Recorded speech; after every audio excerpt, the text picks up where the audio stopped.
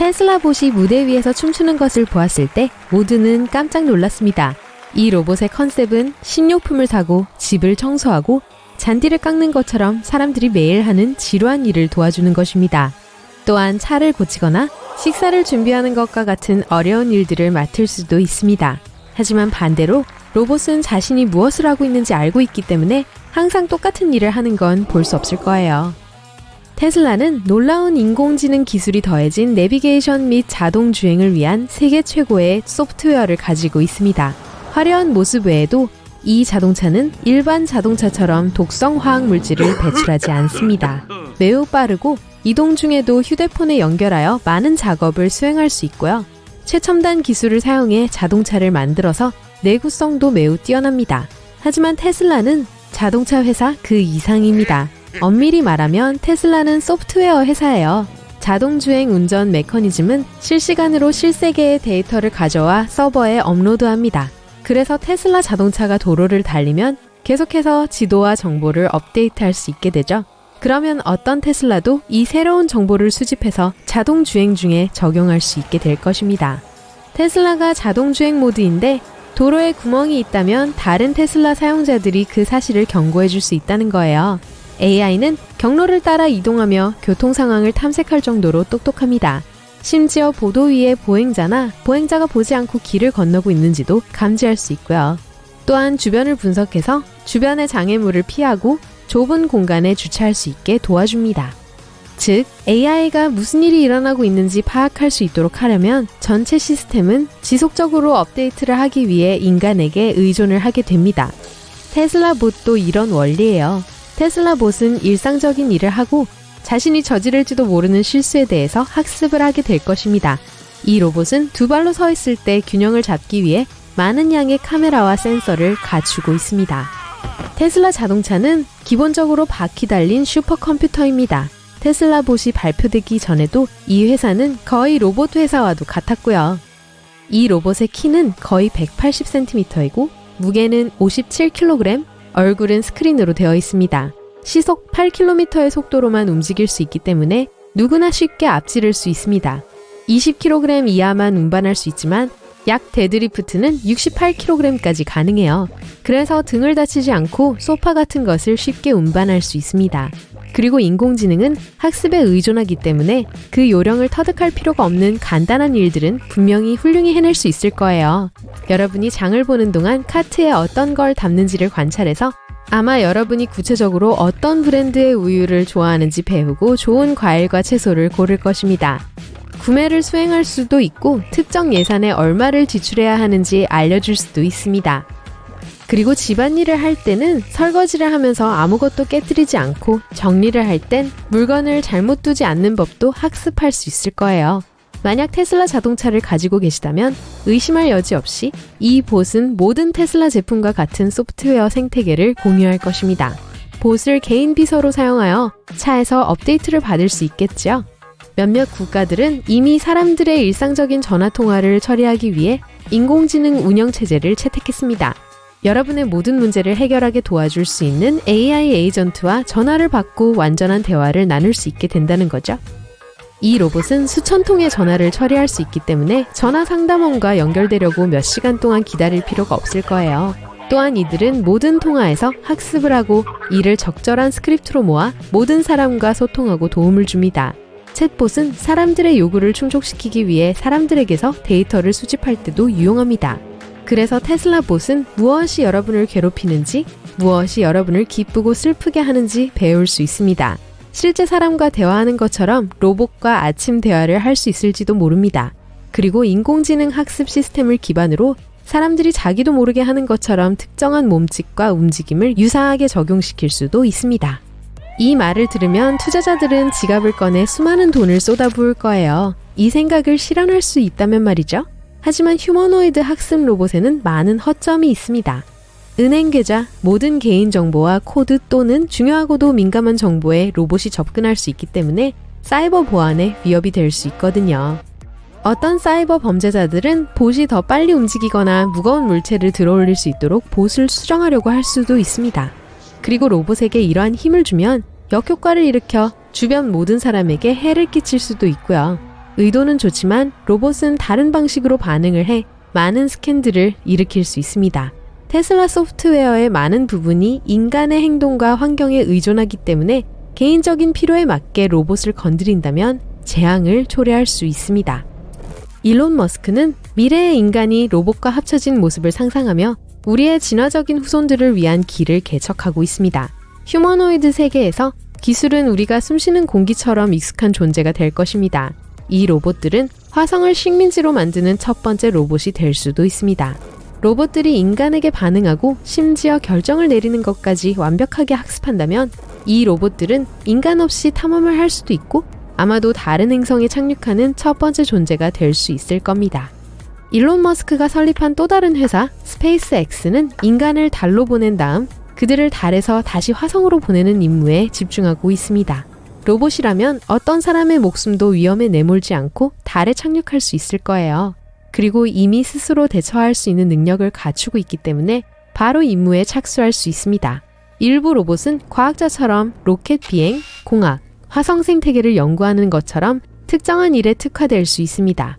인간은 이미 로봇 탐험가들에게 표면을 배회하며 놀라운 이미지를 찍게 한 적이 있죠. 하지만 이 로봇들은 더 많은 일을 할 수 있습니다. 사람이 화성 표면에 닿기 전에 사람처럼 화성 표면을 걷는 척 흉내를 낼 수도 있을 거예요. 그리고 그 감각을 기록해서 지구로 돌려보내면 사람들은 화성에 도착할 경우를 대비해 이를 관찰하고 준비할 수 있겠죠. 로봇은 인간이 살고 생태계를 만들어줄 건물을 지을 수도 있습니다. 그리고 공사가 끝날 때쯤이면 사람들은 이미 새로운 삶을 시작하기 위해 화성으로 가고 있겠죠. 봇은 야외에서 걸을 수 있으며 토대를 구축하는 데 필요한 물리적 노동력을 제공할 수 있습니다. 땅을 파내는 외부 기계를 통제할 수도 있고요.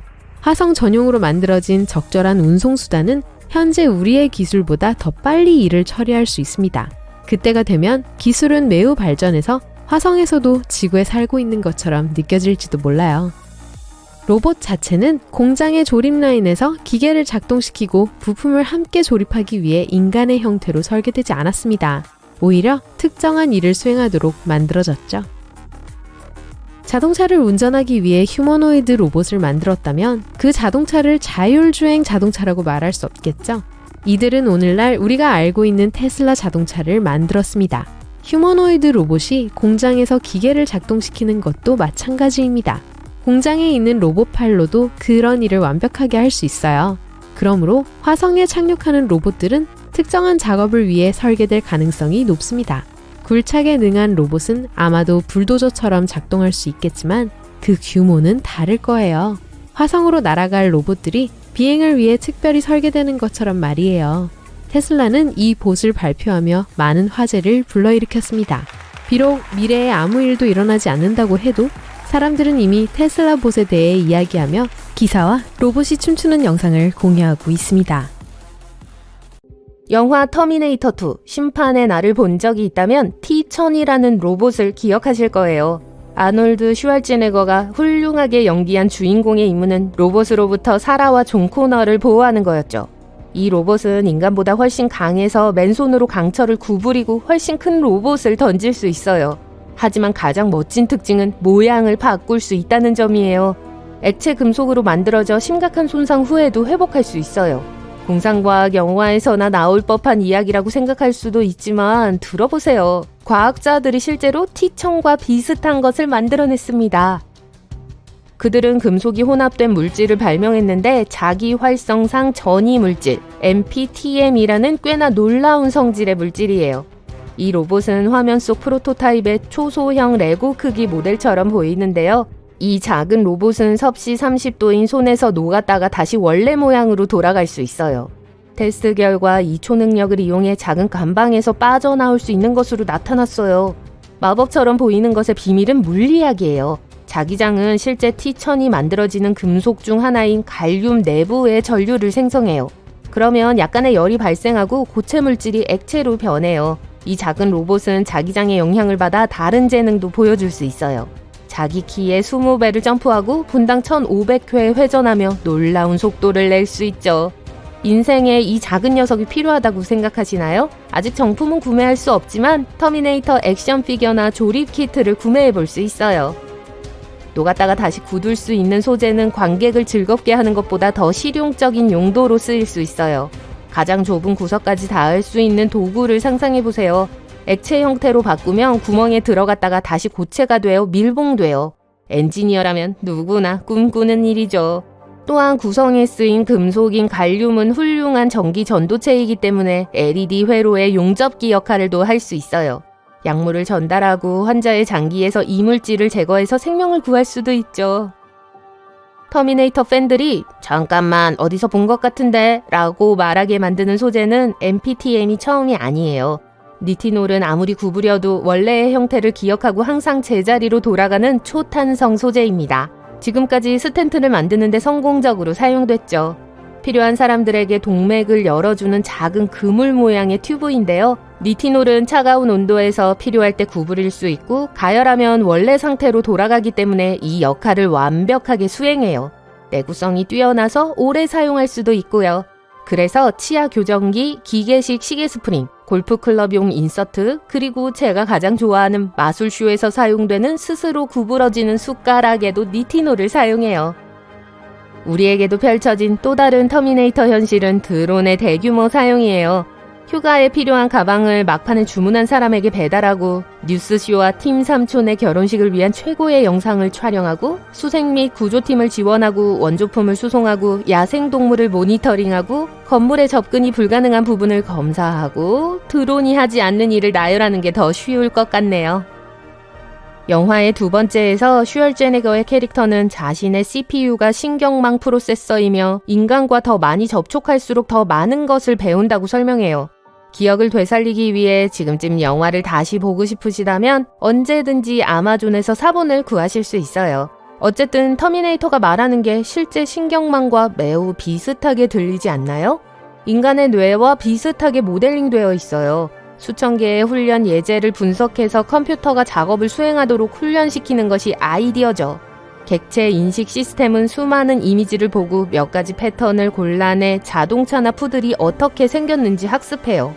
충분히 훈련되면 날씨와 주식시장 상황을 예측하는 것부터 얼굴을 인식하고 추천할 넷플릭스 프로그램을 선택하는 것까지 모든 종류의 작업을 수행할 수 있어요. 모두 멋지게 들리지만 영화에서 가장 멋진 건 무서운 사람처럼 생긴 로봇이에요. 휴머노이드 로봇은 아직 프로젝트 단계에 머물러 있지만 몇몇 로봇은 거의 살아서 움직이고 있어요.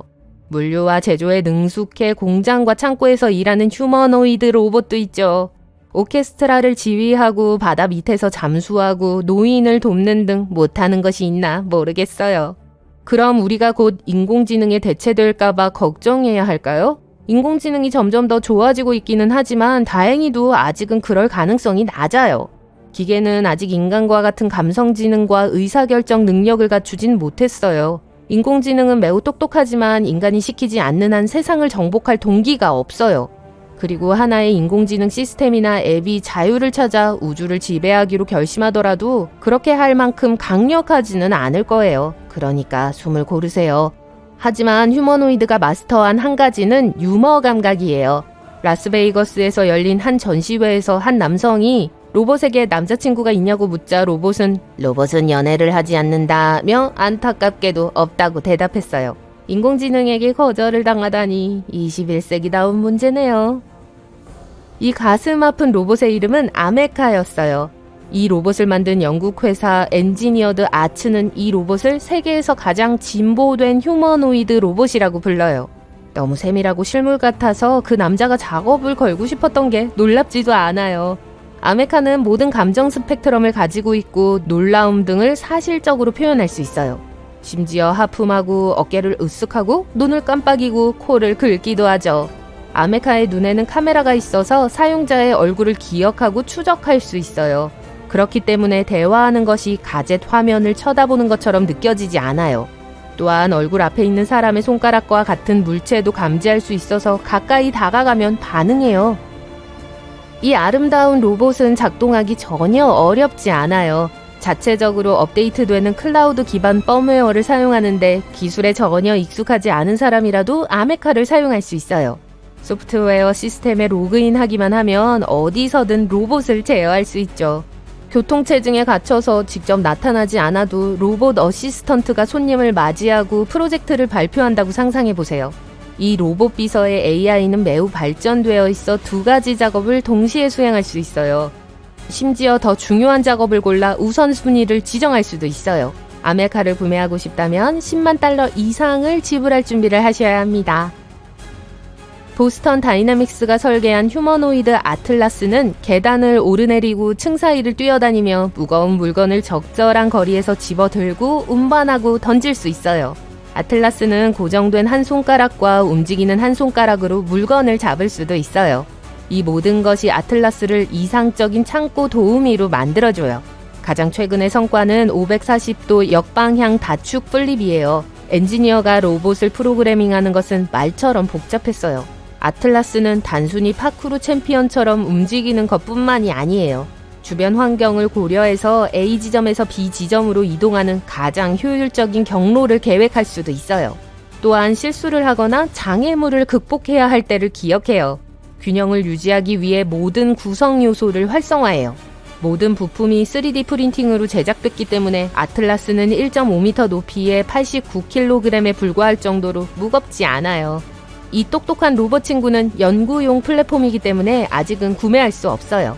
엔지니어들이 계속 개선하고 있는 만큼 머지않아 창고에서 나와 자체 물류 회사를 설립할 수 있을지도 몰라요.